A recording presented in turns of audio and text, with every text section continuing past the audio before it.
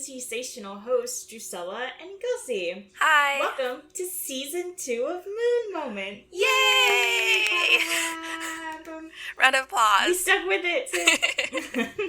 And so have you. This is the podcast where we discuss the Sailormoon canon for what we call Moon Moments. And if you've stuck around since Season 1, you know what that means. And if you don't remember, they are moments that we feel exemplify what Sailor Moon stands for and represents. Now, without further ado, let's jump right in. So today, for our first Season 2 episode, we are discussing episodes 47 through 50.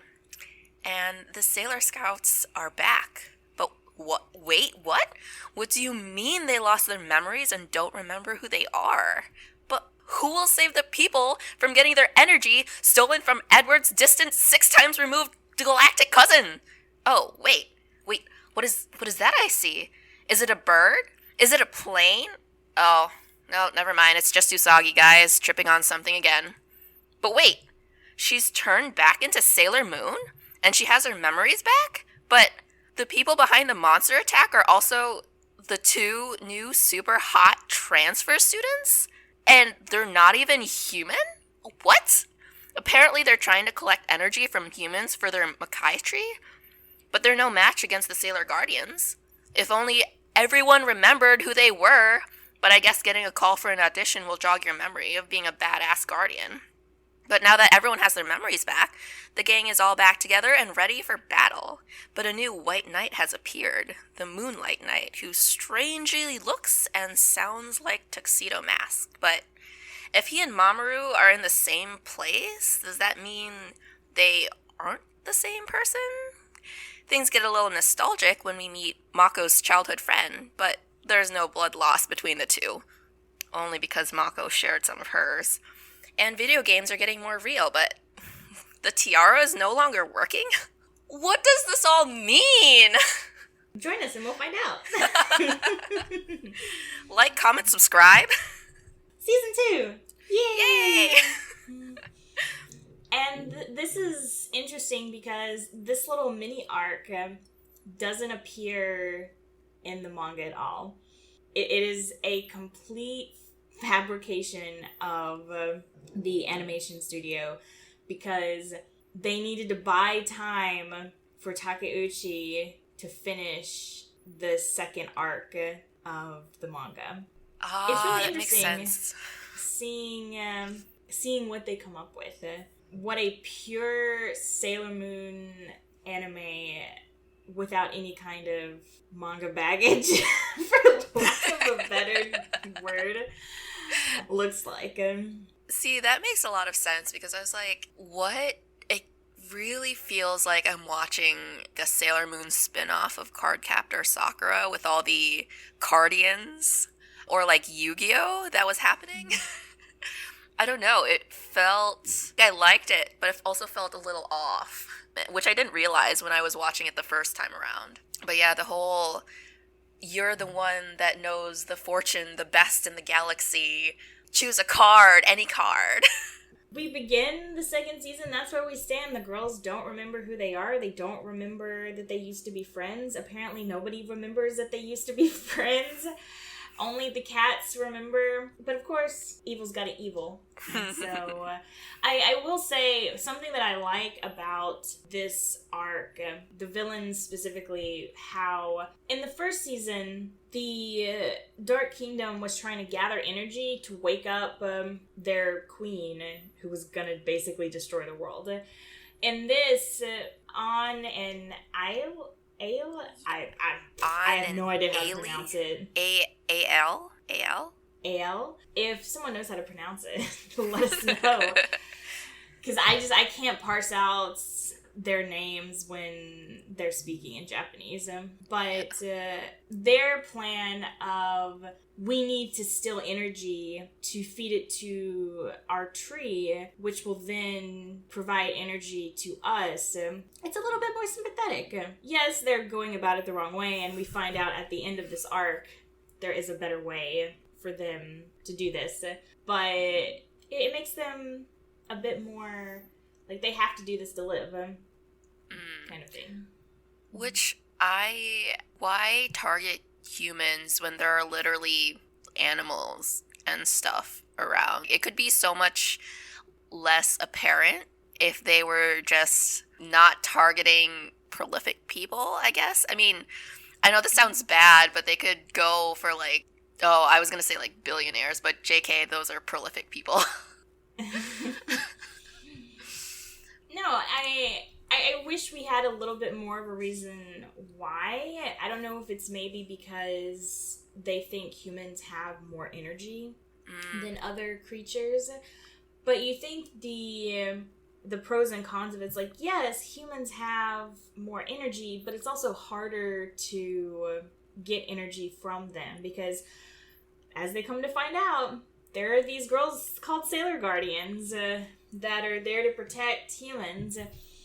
Whereas if they just sent out a Guardian in a zoo or, you know, the great, I don't know, the great wilds of Japan, they could just gather up all kinds, like they probably have at least the equivalent of what they would take from a human much easier. I wonder because there's a... Go ahead. I think in episode 50, the laser tag virtual reality one, I think it's not the Guardian because they can't really talk. It has to be AL. I really don't want to call him Alan, which is what they call him in the English dub. But I think he says, "Oh, don't worry, it's not going to kill you. You're just going to go to sleep," which makes sense. But again, why go to all the trouble of corralling a bunch of humans, and when you could just go out into the woods, find a whole bunch of bunnies and take their energy, and you're not killing them. It just takes their energy and they're asleep, and it's fine. Yeah, exactly. And if we're talking about, I don't know, like weak versus strong energy, I mean, I'm sure there are some bears or lions or something. Oh my gosh. How much energy does a blue whale use daily? Oh, yeah. Why don't they just go for, like, blue whales or something?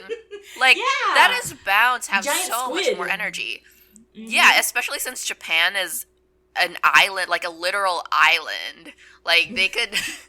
And think of all the fish that are in the ocean and, like, just surrounding Japan.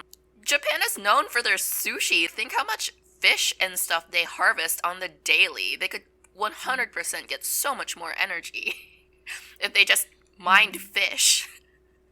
Yeah.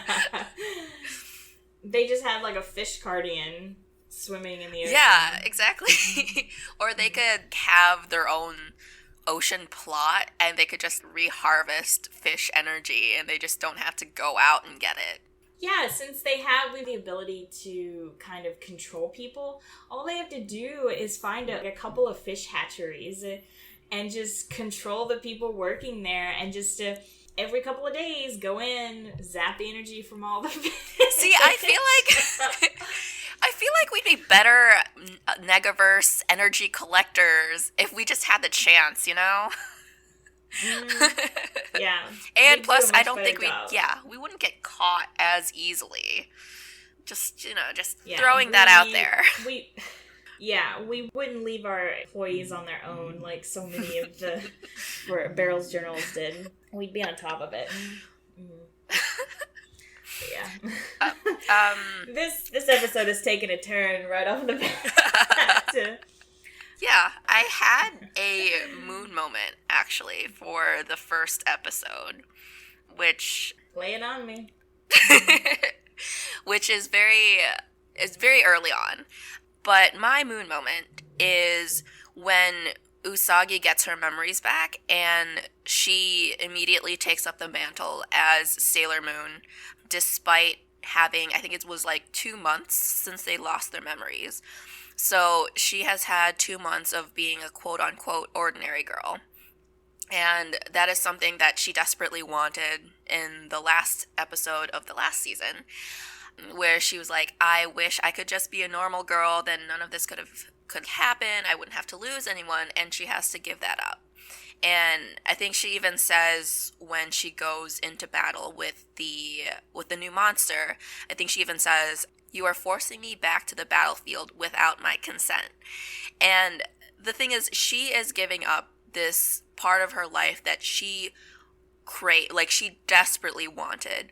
And now that she has her memories back, she could just say, "No, I don't want to be it anymore." But I mean, of course she's a Usagi and she takes it up.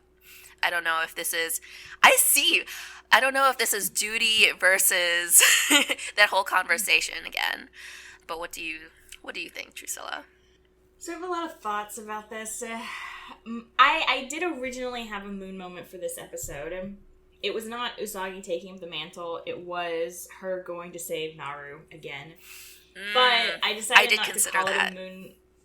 I ultimately did not call it a moon moment because I figured Usagi's on the phone with Naru. She hears something happen if you're on the phone with a friend and you hear a bunch of noises and they're not answering you, then you're going to want you want to go to them and make sure everything's okay. It's a decent human, your basic thing, you're going to want to make sure your friend's all right, or family.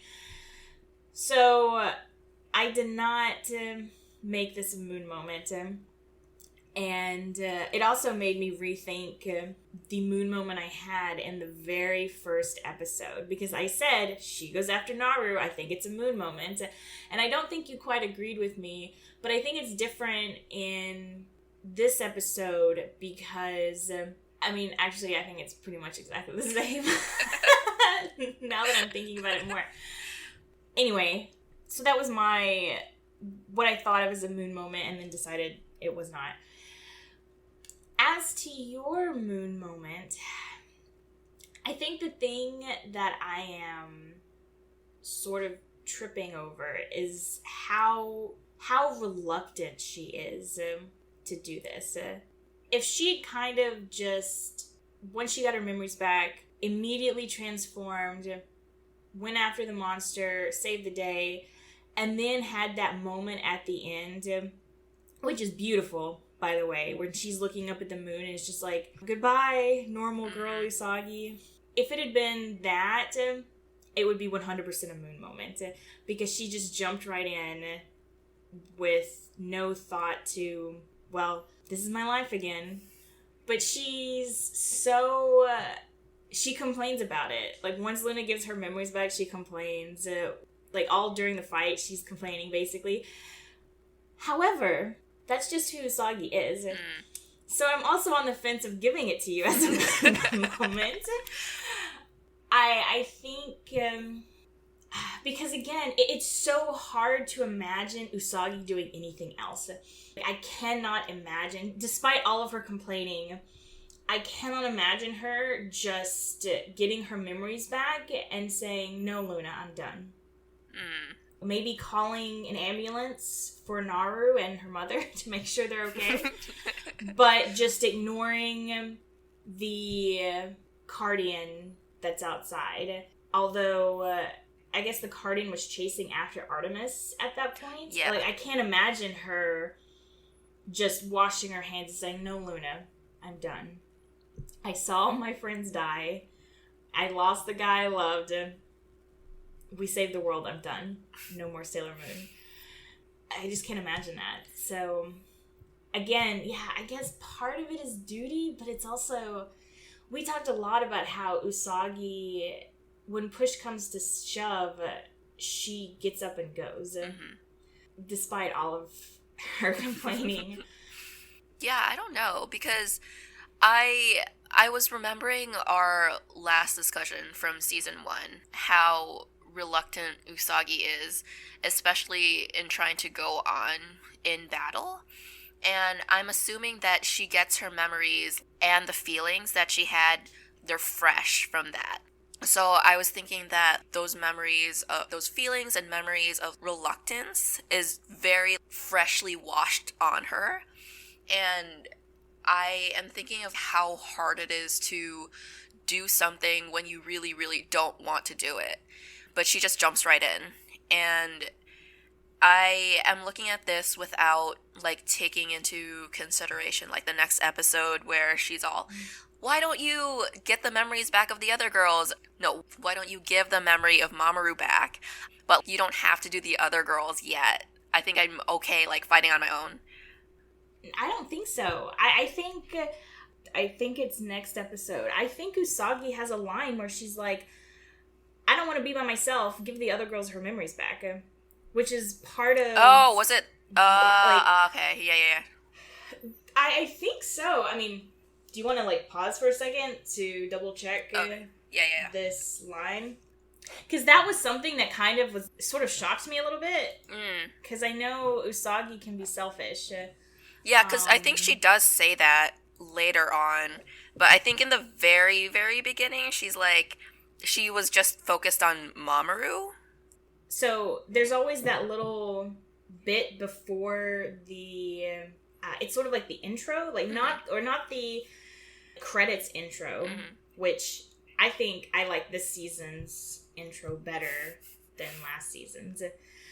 But there's that little bit of Usagi saying something before the title of the episode. In that, she says, come on, it's just not fair that I'm the only one that has to be a Sailor Guardian again. Hurry up and bring back the other girls, too. But, let me see what she says in the actual episode. What, you can restore Mamoru's memories? Yeah. We're thinking of restoring Ami and Rei's memories and have them fight again as guardians. What are you talking about? I can protect the Earth just fine by myself. Okay. There's no need to get the others involved. I can handle one or two bad guys without anyone's help. And then she hits herself in the face with the ball. Yeah. So, I retract what I said. I am more than willing to just write off that beginning bit as just fluff, I guess. You know, it has no really bearing. Especially since in the episode, she says, don't worry about it. I can handle it. Okay, I'll give it to you as a moon moment. I'll say it's a moon moment. Because it is something that I wish was... I wish there was a longer period between Usagi getting her memories back and the girls getting their memories back. And, I mean, we'll probably talk about this a little bit more in the next episode. It is a moon moment, I will agree. Woo! First moon moment of the season! Something that Usagi has wanted pretty much since she became Sailor Moon. She got. It only took everyone dying for her to get it. And now she has to come out of retirement. And looking forward, it's a little sad to think that was her one chance. Everything else, like, it doesn't happen again. It's not like every season they lose their memories and they have to get them back. Every season from now on, they are Sailor Scouts 100% of the time. And she will eventually go on to become Queen of Crystal Tokyo. So those 2 months, I suspect she looks at that 2 months with a lot of regret sometimes. And probably just... But then again, she has the girls, so I'm sure that alleviates the pain a little bit. Although I feel like even if she didn't get her memories back, they would have still become friends, or at least her and Ami, because they kind of ran into each other when that meteor struck. So and also when Ami was going out and she saw Usagi outside of the classroom and was like, are you in trouble? So I feel like those two would at least have been friends. And then I think Usagi and Mako might have also been friends too. She does refer to her as like that new giant transfer student. But I think because it's Usagi, they would have also become friends. I don't know if she'd ever crossed paths with Rei, or I am blanking on her name. Makoto? No. Minako, yeah. I don't know if she'd ever crossed paths with Rei or Minako, but I feel like at least for sure Ami and Mako. Yeah, I think, if I remember correctly, the reason she got close to Ami originally was because Luna thought she might be someone from the Dark Kingdom. But with Mako, Usagi instigated that all on her own. Because she saw hey, that food looks good. Let me check it out. So, yeah, I think you're right. She probably would have become friends. But, yeah, I don't know if she would have crossed paths with Minako and Ray. Though, with Artemis there... Oh, that's right. I would assume, like, I don't know how much the cats wanted to interfere. Because he could have tried to orchestrate some sort of meeting. Mm-hmm. Whether that would have actually went anywhere, don't know. But he could have tried to get them together. Yeah. I mean, I could see Artemis trying to do something, like, without Luna knowing. And then having them like, oh, it's a coincidence that they are, like, at the same store. It wasn't my fault, Luna. Yeah, but I don't know about Ray. Ray is kind of out there. I think the only reason Usagi initially met her was because of some love tokens. That's why she went to the temple. Yeah, to her shrine. Mm-hmm. Let's talk about the ending of that episode a little bit more. I know it's not Moon Moment related. The ending of that episode is it's rough. Yeah, it's really rough. And I'm really curious if the listeners can tell us if this sort of happens in any other movie or show or book, and the whole I thought I was out and then they pull me back in kind of thing. Someone who has lost their memories, or I don't know, lost their memories maybe, but they're done. They've defeated the evil, they have completed the task, whatever it is, and then they're going to have a wonderful, happy life on their own, but they have to go back. They have to, evil is amassing or whatever. That has to be a trope. The hero that has to be called back. I'm sure that's a trope, but the way it's done here is it's so sad and beautiful in a way, because Usagi does manage to defeat the monster on her own. And she's left there, like, we don't get that sense of, yay, Usagi managed to defeat a monster on her own. Because it's immediately followed up with, well, goodbye to my life. And it's rough. Yeah. It's very sad. And, I mean, if we want to roll into the next episode, the fact that she doesn't want, despite wanting her friends back, she doesn't want them to regain their memories because they get to be normal girls again. And that scene that we referenced earlier plays it very lightheartedly. I wish there had been a bit more, no, I want them to stay normal girls. I can handle this. And that's why I wish there were a few more episodes between Usagi getting her memories back and the girls getting their memories back. Because, one, we would have been able to see Usagi maybe be a bit more competent, and it would have given us a little breather on the moonlight night, I guess. And it would have really driven in the point, once the girls do have to get their memories back, that...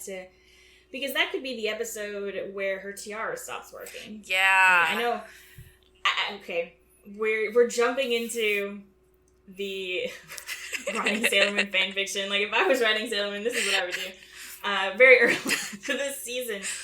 But I think that would be a great, this is where her tiara fails and she gets captured by the monster. And so Luna has no choice but to bring the girls back. And I feel like with the tiara not working, and then with stakes higher, and plus the gap of between Usagi getting her memories back, like having to fight monsters on her own, and seeing the girls and seeing what had been and what could be, I think that would have the stakes much higher, and then it would be a lot more, not to say that we aren't invested right now, but I feel like we would have a lot more like emotional investment into it, because at that point, if the tiara isn't working, Usagi's on the brink of collapsing or whatever, and then Luna's like, oh my god, like there's literally no other choice. And I feel like when the girls were back as given their memories back. The stakes were high, but it wasn't like high, you know? Mm-hmm. It wasn't as satisfying as I wanted it to be. Mm-hmm. Do you want to hear something that's going to blow your mind? Yeah, what's up? What should have happened in that episode, the girls should have got their memories back on their own. Luna shouldn't have given it to them. I think what would have been better, what would have been amazing is, because we see them fighting. We see Mako and Rei ready to throw down. Oh, yeah. They even think, wait, what am I talking about? Like, I can't go in there and do anything.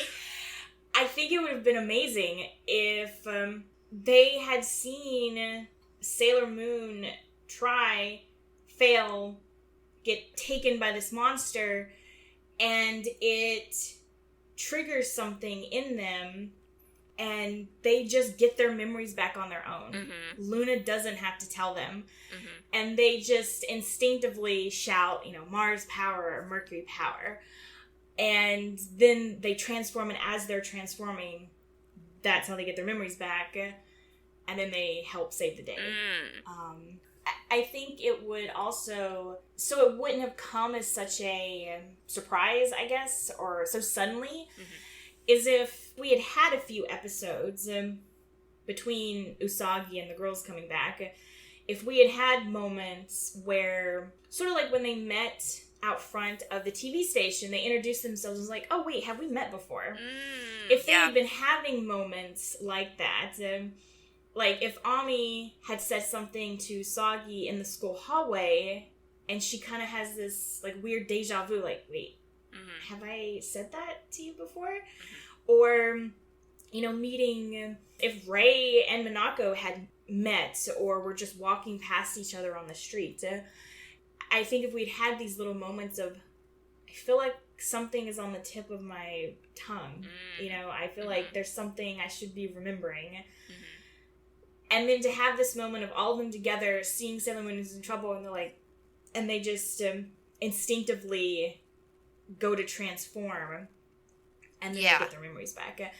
I think that would be much stronger, because their need to protect Usagi as their friend, as the Moon Princess, as Sailor Moon, is overriding whatever block that, I guess, the Silver Crystal put. And I just think that it would have benefited more. And they even said in the show, I think Luna was just, oh my gosh, these girls are able to take on a monster without being a Sailor Guardian. I think Rei is just powerful. I have in my notes that Rei Hino is awesome, and then I have also Mako. Yes. Written out beside it. So yeah, that's the thing. Like, Rei has this extra ability that makes her incredibly competent as Rei Hino, not just Sailor Mars. I really liked this episode, despite the insane coincidence that all of the scouts are scouted for this TV drama for some reason. And the fact that Ami comes to politely decline in person, but I still feel like Ami would have just shut down the dude who came up to her on the street, I guess. Was like, hey, I'm scouting for a TV drama. You should come and audition. I feel like she would have just... I feel like she would have just like, no, sorry, sir. Shut him down right then. So yeah, besides the coincidence and the fact that I really wish the girls had kind of remembered on their own, I really liked this episode. Yeah, I did too. It was just really funny that also Mamoru is there working. Like, I think this is the first time that we see that Mamoru actually has a job. And he works at a TV station. It's not what I would expect. We always see him with books, which makes it harder to hate him. Yeah. But, yeah, it's so weird. Yeah. I always pictured Mako to be in, like, I don't know, a bookstore or... Mamoru. Sorry. Oh my god. Mako. Not Mako. Mamoru. But I always pictured Mamoru to be in a bookstore or, I don't know, maybe not a cafe, but a library or something. Something to do with books. Just because he's always... He's also supposedly super rich. Yeah, he's also rich. I don't think he needs a job anyway. So what is he doing? Like an internship, maybe? But I also... But again, why would he be in a TV Yeah, station? I don't see him as aspiring to be a, like, TV director or an actor. I don't know. He doesn't strike me as a finance bro, but I don't see him as any TV-related thing. All right, I want to say that we maybe got a confirmation on something that we talked about for the final episodes. I can't say our last episode because our last episode was the wrap-up episode, which everyone should totally go listen to because we had an amazing conversation with our guest, John Marr.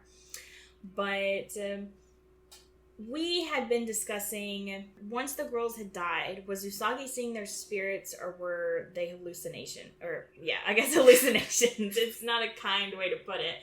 And the jury's still out for when she's sitting on that ice sheet. We had talked about it in regards to when she is fighting Beryl and the girls join her, are those spirits. And I think we get confirmation that they are here. Because when the girls get their memories back, they're having flashes. And one of the flashes that they see is them around Usagi fighting Beryl. And the only way they would remember that is if they were spirits. If those were the spirits of the girls. So I think that's confirmation that at least at that point, they were spirits. I think makes it more likely that they're spirits prodding Usagi on that ice shelf, which I was totally against. I did not want to call that a moon moment if those were spirits, so it's looking a little bad for that moon moment. However, we still don't have final confirmation, so I guess that will still be one that's up in the air. But I think this is confirmation that those were the spirits of the girls helping her out at the end. Audience, what do you think? The next episode, which we get a little Mako backstory, and I'm sure everyone agrees that there should have been more. Yeah, there should have definitely been more of it. I basically wanted that Sailor V backstory episode as, like, I wanted the equivalent of that for Mako's backstory. Because it's really so awesome that a girl who falls in love at the drop of a hat and has a boy who is an incredibly good friend to her.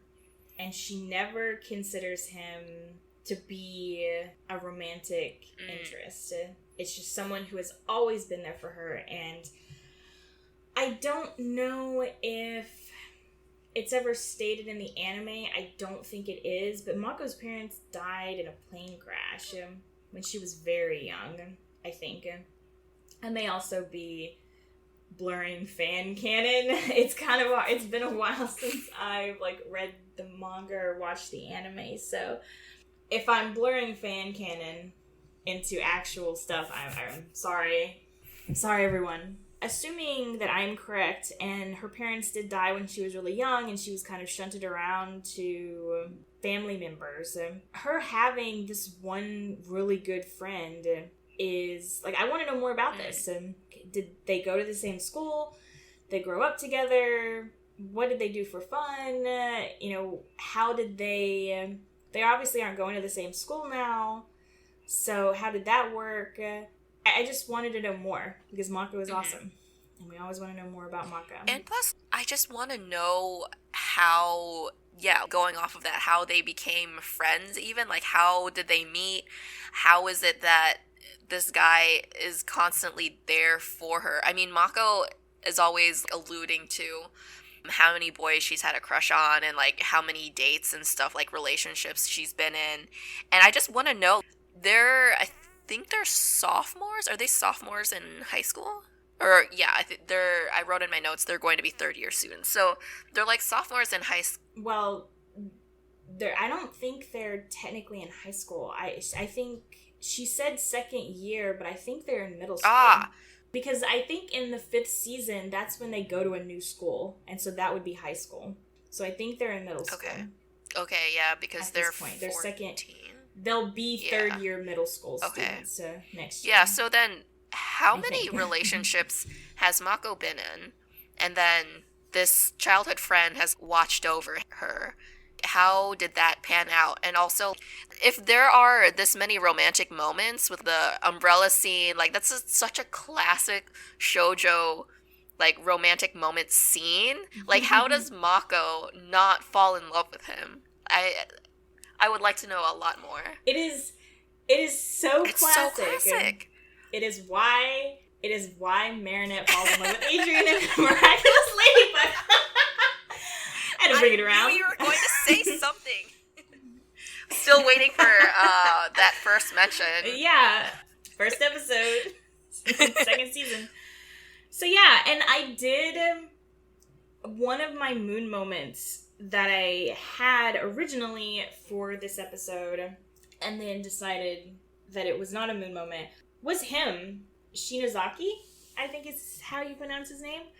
And I had him as a moon moment because he is a very supportive friend for Mako throughout her life, and then injures himself greatly saving her from the Cardian. And ultimately, I decided not to make him a moon moment because we just don't get more. Like, I don't know more about him. I don't know more about the relationship. Even at the end, the girls are, like, hiding in the bushes when he's released from the hospital. They don't have any kind of interaction.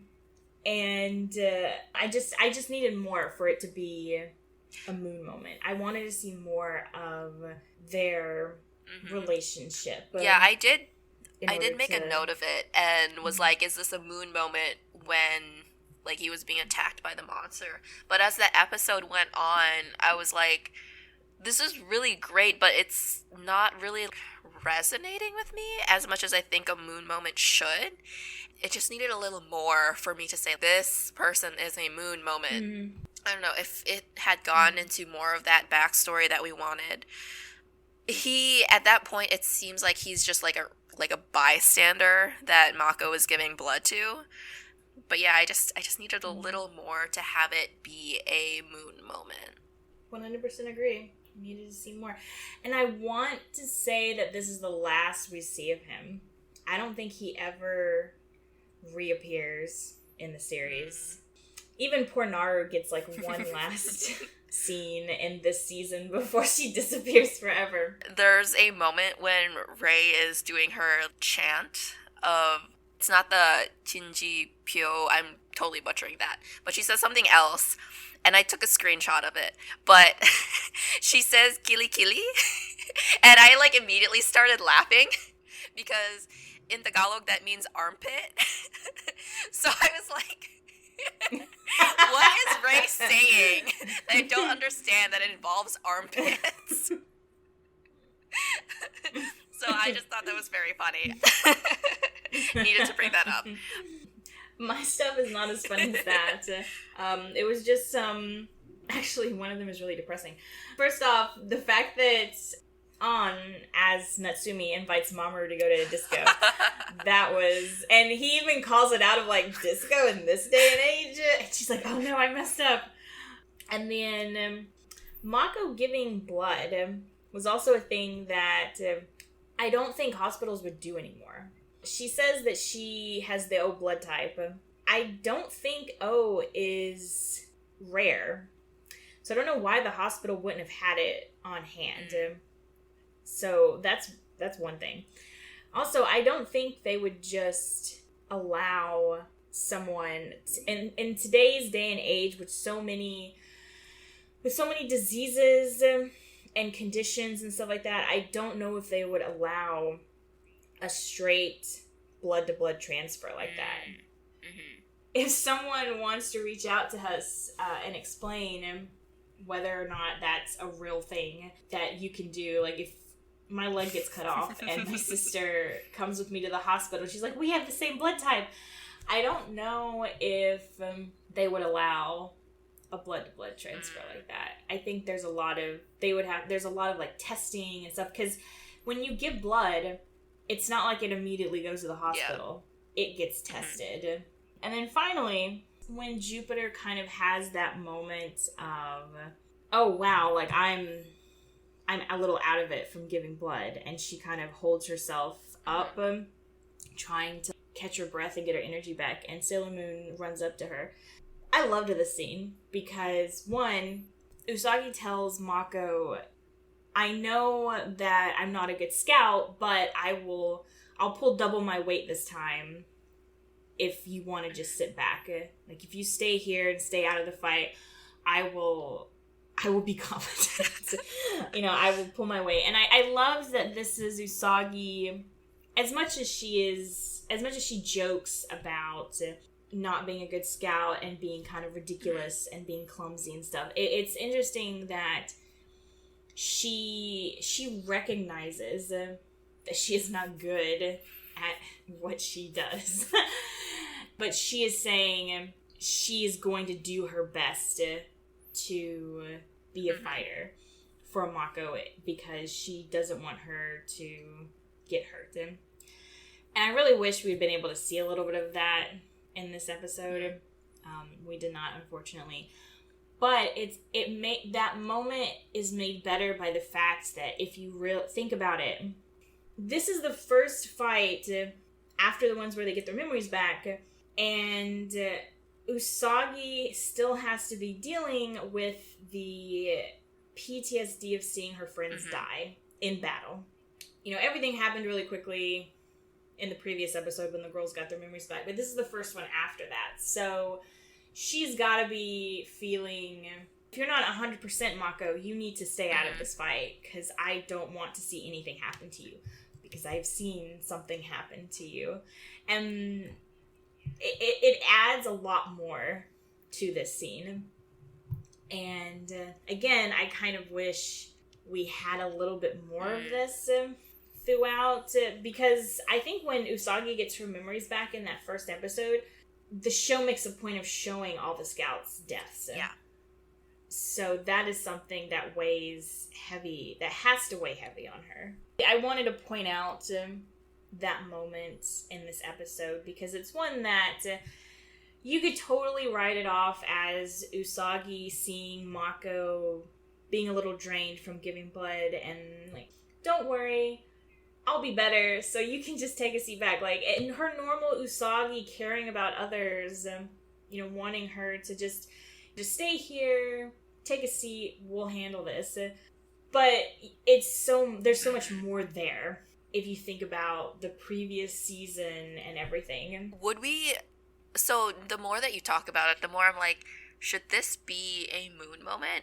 Because there is all that, like, backstory of why Usagi's telling Mako to, like, sit this one out.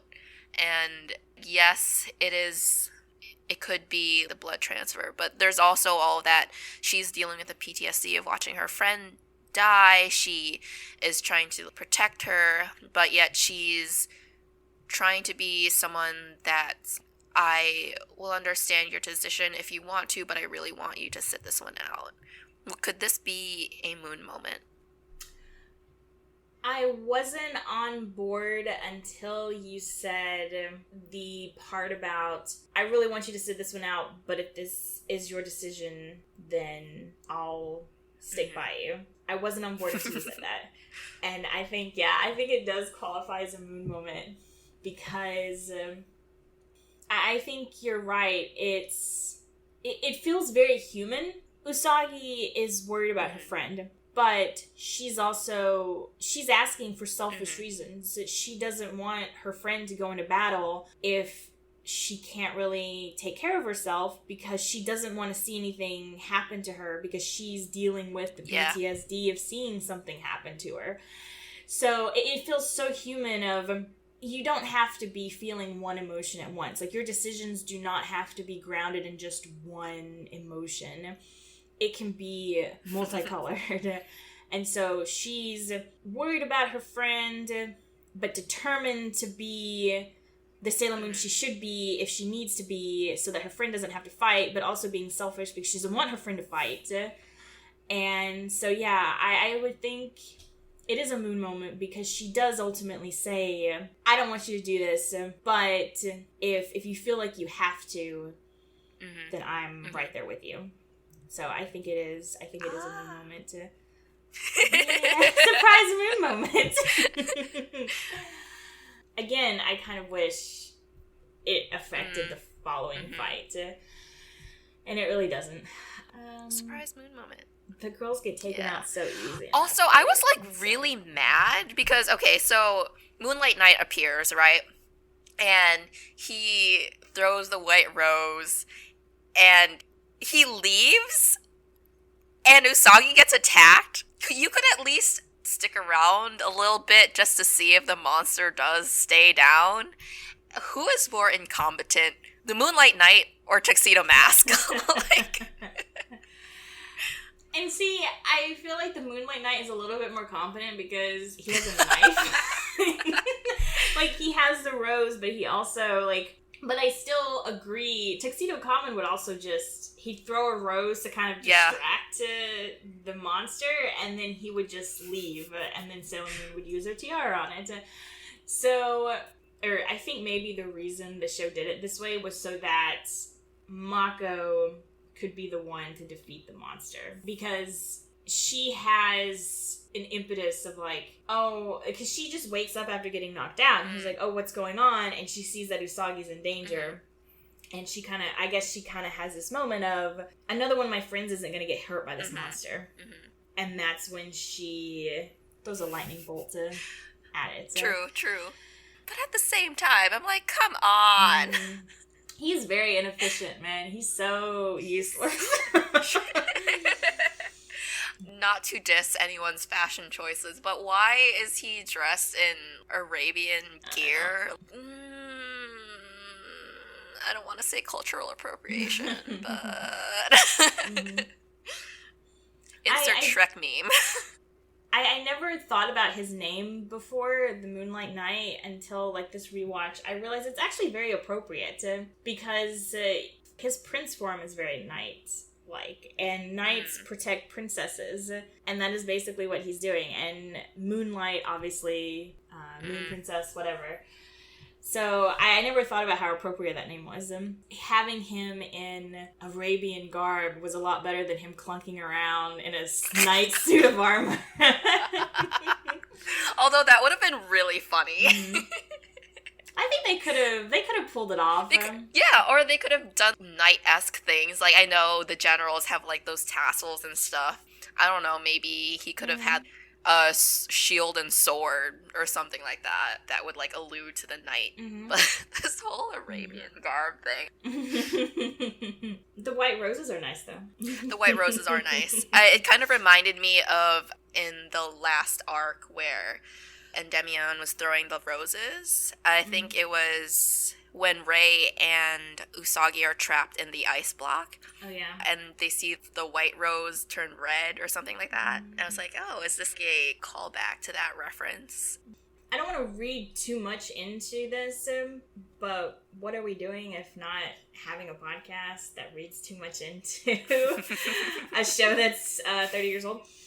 The fact that it's white, the fact that he is garbed in white and he throws white roses, white symbolizes purity, and when it's revealed who he is, it's like that is the need to protect Sailor Moon in his like purest form, and that is what the Moonlight Knight is. And so in a way, I could see the colors really being... I'm sure they just picked it because it's moonlight. Let's make it white. But I could see a reading of... The Moonlight Knight is just the pure manifestation of needing to protect Usagi, protecting Sailor Moon, protecting the Moon Princess. That's why he's white, because white symbolizes purity, traditionally, I should say.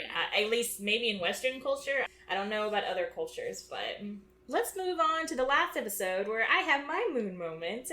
This episode is just one of those really fun, this is what we thought entertainment would be 30 years from now. You know what I mean? Like, it's called a virtual reality center, but it's really more like laser tag, to be honest. And I think of now with the VR headsets that we have, it's so far from what we imagined it would be. But anyway, my moon moment is actually a person in this episode. Can you guess who that person is? Is it the dad? It is Papa Tsukino. Yes. He has so many amazing moments in this episode. I just thought he deserved a moon moment for just being a awesome person. So the first time I thought he was amazing was when Usagi realizes that her dad and little brother are there, and her dad is like, psst, psst, Usagi. He's like, what? He's like, I trust you. She's like, what? He's like, know that I trust you. First off, that is amazing. As much as we had fun with his overreaction in the episode where they go on vacation, his overreaction in the car of like, what, you're dating a boy? Like, a boy gave you that? What are you talking about? As much as we had fun with that, the fact that her dad's like, I trust you. Like, even though this was probably, like, this would have been mortifying for a teenage girl to hear her dad say, the fact that he is not being overprotective. He is telling his child, whether girl or boy, telling his child that, I trust your choices, I trust your actions. And I don't think we always rag on Usagi for being flaky and for being kind of dumb, but I don't think she's stupid. She has good instincts, and I think her parents know that, and so they trust that she would never put herself in a harmful situation knowingly. Except for that one time she got into a stranger's car, but it was kind of Sailor Moon business, so we're gonna let that one slide. So I just thought this was a really powerful moment, and I thought I was just gonna, like, call it out in the episode, and that'd be fine. But then he not only protects Shingo once, he does it twice. Like, he distracts the monster so that Mamoru and Shingo can try to get away. And I know this could very easily be a duty thing because he's a parent and he should be taking care of his child. But I guess I was also thinking back to that vacation episode where he does the same thing. He grabs a stick and tries to protect his family. I don't know. I just felt like he should get a moon moment for trusting his child that she's good and she gets it, but also protecting his family when they need protecting. So I just wanted to give him a moon moment.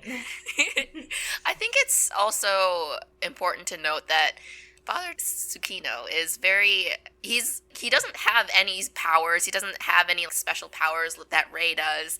He's literally just like your average human being with probably average human strength. And going back to, he's a parent. This is your duty to protect your child. But also, there are people who are parents but do not protect their child. And I think it's very important to see the way that he shows how much he cares for his children and just how much he trusts them. Like, he was able to hold off the monster in order to protect Shingo.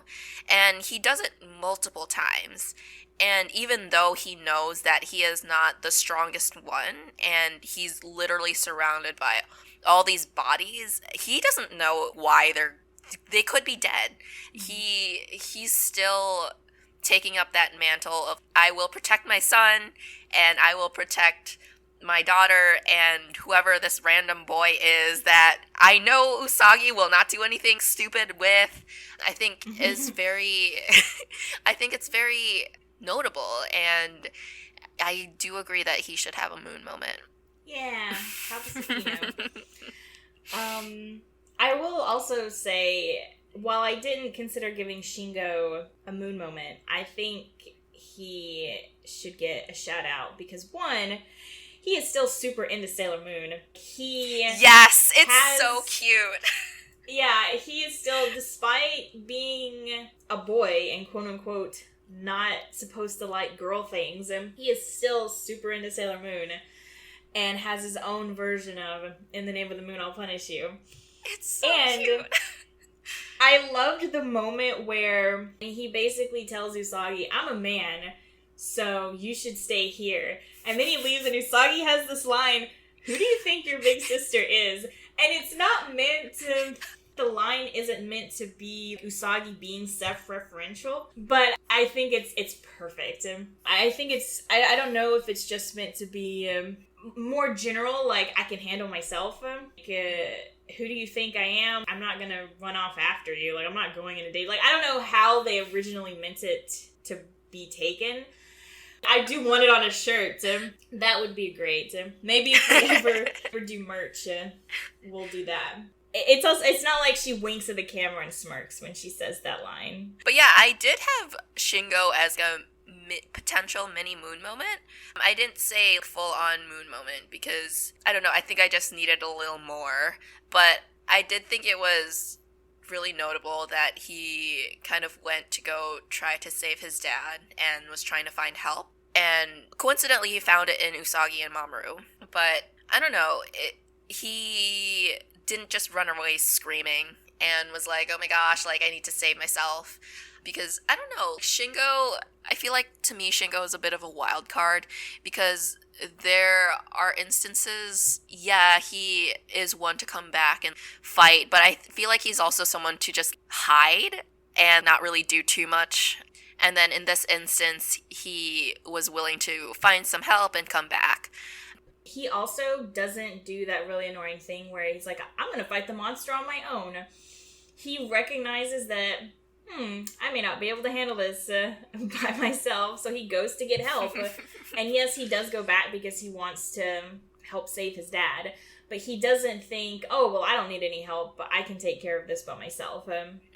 So he makes a smart decision to get help when needed. But I think ultimately I didn't make this a moon moment or like mini moon moment because I think I just needed a little more. Oh yeah, Shingo definitely gets a shout out. He gets some love this episode, but it's Daddy Tsukino who gets the... Maybe I shouldn't say it like that. What is his first name? Hold on, I don't know. Papa Tsukino's first name is Kenji. Kenji. Mm-hmm. With the exception of the kind of downer ending that this episode leaves on. I mean, first off, the fact that it's put down to an equipment malfunction is very sus. Like, I don't know why they would... Why don't they just call it a monster? Everyone knows Tokyo has monsters. It's not something that's unusual. It's not like it hasn't been running rampant. I mean, there have been so many monsters even before this. And there has to have been security cameras throughout this area. Anything like an escape room or anything like that has security cameras so that you can be watched to make sure that you don't destroy stuff, or that if there is some sort of medical emergency, they can see it and get to you fast. I could maybe argue that maybe An and Ale... I refuse to call him Alan, but I'm never going to be able to pronounce his name right. Maybe they don't show up on camera, but the monsters have to be able to show up on camera. I don't know. I mean, we're getting into the weeds with this one, but how would it have been an equipment malfunction? Okay, if it was an equipment malfunction, why wouldn't the laser tag arena say that it was a monster? Because how many lawsuits are they going to have to settle for these people? It would be much better to say it was a monster and then say... We couldn't do anything about it. Like, I don't understand how saying equipment malfunction is a more plausible thing. There's so much like damage and people that could just sue. And if they just say monster, like, oh, it's out of their hands. Oh, yeah. Sorry, earthquake, like, couldn't do anything about it. Yeah. Like, it's a pre-established thing that happens in Tokyo. Anyway, yeah, so we get that downer ending with the tiara not working, and Usagi doesn't know why, and she, at this point, believes that Mamoru isn't the Moonlight Knight, and so she's depressed about that, and the fact that she just can't get his memories to come back. I will say one thing in defense of Mamoru, and I hate that I'm defending him. Oh. He kind of acts like a jerk to both Usagi and Natsumi, aka An. But I think he's kind of within the realm of, like, plausibility in how he reacts to them. Because first off, An is just this random girl who seems to have just started to stick to him. He doesn't know her at all. He just is like, please, I don't know you, leave me alone. I'm just trying to, like, I'm pretty convinced that he wasn't going to this laser arcade thing. He just happened to be walking by, and then An saw him and was like, hey, let's go do this. So she's, like, I understand his kind of, like, reaction to her because she's very pushy. And I understand his reaction to Usagi. When she, in that second episode, when she sees him again, he says, how do you know my name? And he doesn't know her name. Mm-hmm. So they're still, in his mind, they're still at that section of their relationship. Yeah. And all of a sudden, this girl who has thrown barbs at him and he's thrown barbs back is suddenly being super cozy-wozy with him, and it's freaking him out, and he doesn't know why. So even though I don't want to give him anything, I guess I have to give him this, because I understand why he's acting so, I don't know, mean is a little bit too harsh of a word, but he... Jerkish? Maybe. But he's, like, I understand why he's acting the way he's acting. It makes sense. Yeah. I mean, if two random girls came up to me and were like, oh my god, we love you, I'd be like, well, I mean, of course you do, but why? And I mean, I'm sure we'll at some point talk about the uncomfortable nature of the male alien not picking up on the hints and not taking no for an answer when it comes to Usagi. So, I'm sure at some point we'll dive into that. Yeah, I think that's gonna do it. Stick around, because our next episode will cover episodes 51 through 54.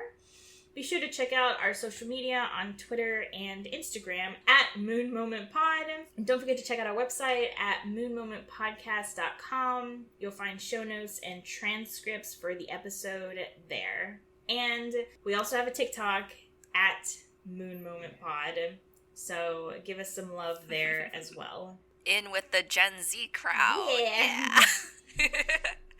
Let us know what your Moon Moment musings are. We would love to hear from you. And maybe you'll get a shout out. If you'd like to support the podcast, please rate, review, share, subscribe. All that good stuff. It helps Moon Moment stay afloat amidst the vast ocean of podcasts. I'm Gilsey. And I'm Drusilla. Can't wait to meet Dior next time. Wink. That was a good one. Thank you. We'll see you, Moon. Bye.